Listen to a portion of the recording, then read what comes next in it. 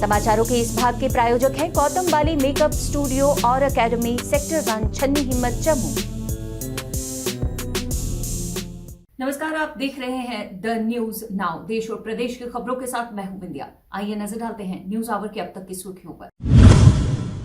जम्मू के विकास कार्यों को गति देते हुए आज जम्मू कश्मीर के उपराज्यपाल मनोज सिन्हा ने कई परियोजनाओं और प्रोजेक्ट्स का शिलान्यास किया, जिनसे लोगों के जीवन को बेहतर बनाया जा सके। इसी कड़ी में जम्मू कश्मीर प्रशासन और जम्मू स्मार्ट सिटी लिमिटेड द्वारा Tawi river front development project का शिलान्यास किया गया। जम्मू के लोगों में पर्यावरण जागरूकता को बढ़ावा देने की आवश्यकता पे बात करते हुए उन्होंने परियोजना से जुड़े हुए विकास कार्यों का संज्ञान लिया और भव्य सभा को संबोधित करते हुए उपराज्यपाल ने तवी के शुद्धिकरण और सौंदर्यीकरण की इस परियोजना के साथ जम्मू की प्रगति को जोड़ते हुए इसे जन भागीदारी से औद्योगिकी और पर्यटन का स्थल बनाने का आग्रह किया। वहीं समाज के प्रति कार्यान्वित जम्मू कश्मीर पुलिस और समाज कल्याण विभाग और जम्मू स्मार्ट सिटी द्वारा प्रस्तावित नए नशा मुक्ति केंद्र का आज जम्मू में जम्मू कश्मीर के उपराज्यपाल द्वारा शिलान्यास रखा गया। इस अवसर पर उपराज्यपाल ने इन प्रयासों की सराहना करते हुए इस विषय को गंभीरता से लेते हुए इस पर कार्य करने की आवश्यकता पर प्रकाश डालते हुए कहा कि हम सभी को परिवार की तरह इसे जड़ से दूर करने की कोशिश करनी होगी, तभी इससे मुक्ति संभव है। ड्यूटी के दौरान सर्वोच्च बलिदान देने वाले भारतीय सेना के हवलदार Jugal Kishore, rifleman Arun Kattal, rifleman Akshay Pathania, rifleman Vishal Sharma, rifleman Rakesh Singh, rifleman Ankesh Bhardwaj और ग्रेनेडियर गुरबाज सिंह का माल्यार्पण समारोह आयोजित किया गया। तेजपुर वायु स्टेशन में, जहां जनरल ऑफिसर कमांडिंग गजराज कौर, लेफ्टिनेंट जनरल रवीन खोसला और अन्य सैन्य अधिकारियों ने बहादुरों को अंतिम सम्मान दिया। पार्थिव शरीर को सर्विस एयरक्राफ्ट द्वारा पठानकोट और जम्मू ले जाया जा रहा है और आगे पंजाब, हिमाचल प्रदेश और जम्मू कश्मीर राज्यों में उनके मूल स्थानों पर सड़क मार्ग से ले जाया जाएगा। ब्रेव हार्ट्स का गश्ती दल का हिस्सा जो 6 फरवरी 2022 को अरुणाचल प्रदेश में कामेंग सेक्टर के उच्च ऊंचाई वाले क्षेत्र में हिमस्खलन की चपेट में आ गया था, उसी में ये 7 जवान भी शामिल थे। जम्मू कश्मीर नेशनल कॉन्फ्रेंस द्वारा जम्मू संभाग के सभी जिलों में आज परिसीमन आयोग की नई मसौदा रिपोर्ट का विरोध करते हुए प्रदर्शन किए जा रहे हैं, जिसके तहत आज जम्मू में कार्यकर्ताओं ने जिला आयुक्त के कार्यालय के बाहर धरना प्रदर्शन कर अपना रोष जताया। आयोग की नई ड्राफ्ट रिपोर्ट को नामंजूर करते हुए नेशनल कॉन्फ्रेंस कार्यकर्ताओं ने इसे असंवैधानिक बताते हुए अमान्य करार दिया। उमर साहब आगे बढ़ो, हम तुम्हारे साथ हैं। फरूक साहब आगे बढ़ो, हम तुम्हारे साथ हैं। फरूक साहब आगे बढ़ो, हम तुम्हारे साथ हैं। डिलिमिटेशन नामंजूर, नामंजूर, नामंजूर। डिलिमिटेशन नामंजूर, नामंजूर, नामंजूर। वहीं सांबा में भी आज नेशनल कॉन्फ्रेंस कार्यकर्ताओं महेंद्र सिंह की अगुवाई में उपायुक्त सांबा से मुलाकात करने गए और परिसीमन आयोग की दूसरी मसौदा रिपोर्ट को खारिज करते हुए एक ज्ञापन सौंपा। सिंसियरली जम्मू कश्मीर के लोगों की तरक्की और जम्मू को एम्पावर्ड करना चाहता है, तो वो 21 के आधार पर, सेंसस जो 21 का है उसके आधार पर डिलिमिनेशन करवाए। अगर जम्मू की 60 सीटें बनती है 60 बने, कश्मीर की 70 बनती है 70 बने, लेकिन आधार जो है वो आधार जो है हम 21 रखना चाहते हैं।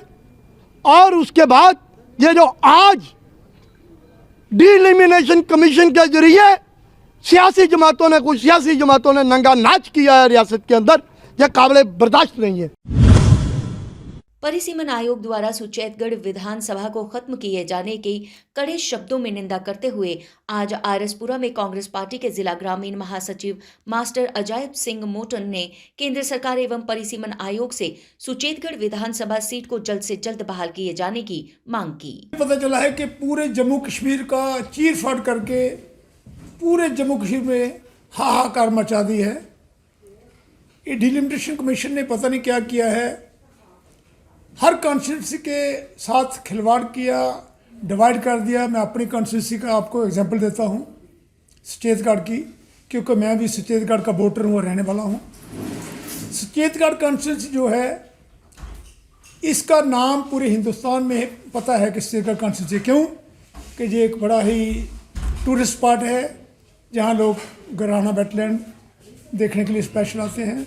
यहाँ BSF है, यहाँ रीट होती है इनकी परेड, वहाँ लोग देखने आते हैं। तो इस तरह की जो हमारी पहचान है छत्तीसगढ़ की, उसको ख़त्म किया गया और एक ही कॉन्स्टिट्यूंसी बना दी गई, आरएसपुरा।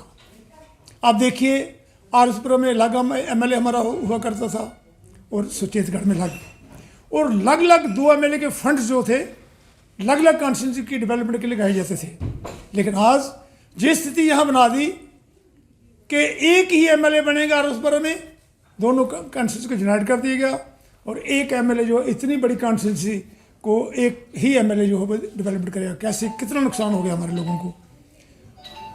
मेरी ये डिमांड है, क्योंकि ये मैं छत्तीसगढ़ का रहने वाला हूँ और सारे छत्तीसगढ़ के लोग जो हैं सड़कों पे हैं, और मेरा भी सहयोग है पूरे छत्तीसगढ़ के साथियों के, जितने बहन भाई हमारे अपनी डिमांड कर रहे हैं कि इसका स्टेटस बहाल होना चाहिए।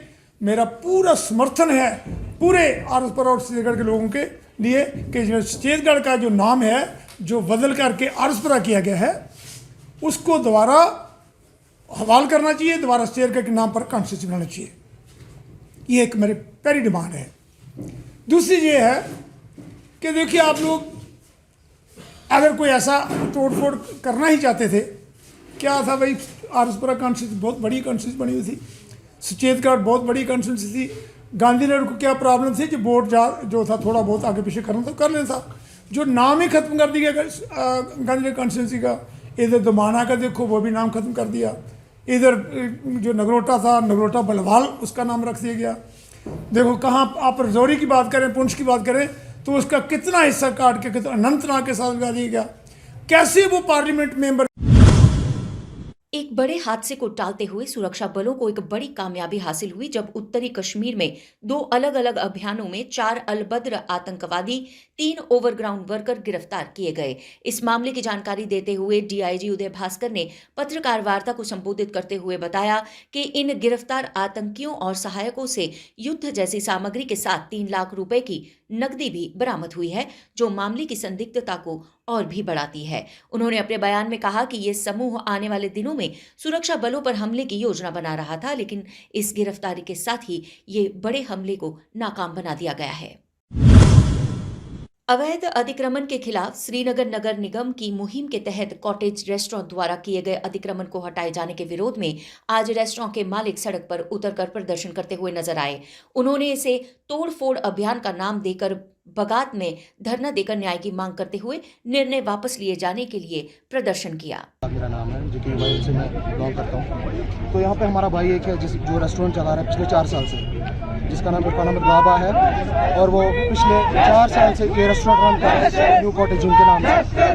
तो पिछले साल वो बीमार भी था, उनका ट्रांसप्लांट हो गया है। तो क्या कहते हैं इसे, अब आज SMC को 4 साल 5 साल बाद याद आया है कि ये डिमोलिश कर रहे हैं, क्योंकि ये इलीगल है। जबकि यहाँ पे आप मुझे दिखाइए कि किसके पास यहाँ लीगल ऑर्डर है जो बना रहा है। यहाँ पे कोई भी लीगल ऑर्डर्स पे नहीं बना रहा है। यहाँ पर राजबाग में आप देखिए कॉम्प्लेक्स फ्लड चैनल पे बना हुआ है, उसको आज तक किसी की हिम्मत नहीं हुई। 4 जजमेंट उस पर आई हैं, उसको उतारने की किसी की हिम्मत नहीं हुई आज तक। इतने सारे स्टेज उस पे हैं, लेकिन किसी ने नहीं उतारा। लेकिन आज से 4 साल से यहाँ पे रन कर रहा है रेस्टोरेंट, इसको उतारने के लिए आ जाए हैं। और वहाँ पे कुछ बेरोजगार नौजवान है जो अपना रिज़्क कमा रहे हैं, उनको भी अनएम्प्लॉयड करने की कोशिश की जा रही है। एक तरफ से गवर्नमेंट बोल रही है कि नहीं, हम यहाँ पे यूथ पावर कर रहे हैं, हम यहाँ पे अनएम्प्लॉयड यूथ को काम दे रहे हैं, लेकिन वो तो उल्टा बेरोजगार कर रहे हैं। ये तो गवर्नमेंट इंतजाम है कि एक बड़ी बदकिस्मती है जो इन चीज़ों में अपनी ग्रीवेंस नहीं देता है, जो इन चीज़ों को देखता नहीं है कि यहाँ पे यूथ के साथ हो क्या रहा है। यहाँ पे आपने परसों भी देखा, वेंडर्स जितने सारे भी हैं वो भी यूथ है। SMC खाली इन्हीं छोटे छोटे तबकों के पीछे लगा हुआ है, जो अपना रेस्टोरेंट चला रहे हैं या कोई अपना ये क्या कहते हैं इसे, कोई वेंडर है, ये इन्हीं छोटे मसलों के पीछे पड़े हुए हैं। जो बड़े बड़े जो शार्क्स यहाँ पे हैं, जो बड़ी मछलियाँ, उनके पीछे कोई नहीं है। जो अपने इतने सारे बड़े बड़े कम्प्लेक्स बना रहे, फ्लड चैनल उसको खाया इन्होंने, जो यहाँ पे गवर्नमेंट का लैंड था वो तक खाया, लेकिन उसको कोई कुछ नहीं पूछ रहा है। हम गवर्नर इंतजामिया से और SMC कमिश्नर से इतनी अपील कर रहे हैं कि हमें इंसाफ दो। अगर इनमें इनकी कोई डॉक्यूमेंटेशन बाकी है अभी, वो डॉक्यूमेंटेशन ये करेंगे। इनकी जो फीस बनती है वो गवर्नमेंट को देंगे, लेकिन कम से कम अभी जो ये डेमोलिश करने के लिए आए हैं, ये डेमोलिश ना हो। हमारी बस इतनी सी डिमांड है, और तब तक हम यहाँ से नहीं हिलेंगे जब तक इंसाफ नहीं होगा, जब तक ये वापस नहीं जाएंगे हम यहाँ से नहीं हिलने वाले हैं। हमें पूरी रात यहाँ बितानी पड़े, चाहे हमारे ऊपर से बुलडोजर चलाना पड़े, हम बैठने के लिए तैयार हैं। हम यहाँ से हिलेंगे नहीं, बस बाकी वसलाम। इसके साथ ही समाचारों का ये अंक यहीं समाप्त करने की हमें दीजिए अनुमति और आप देखते रहिए द न्यूज नाउ वेब और पढ़ते रहिए द न्यूज नाउ का दैनिक अखबार व ई प्रिंट पेपर। जय हिंद।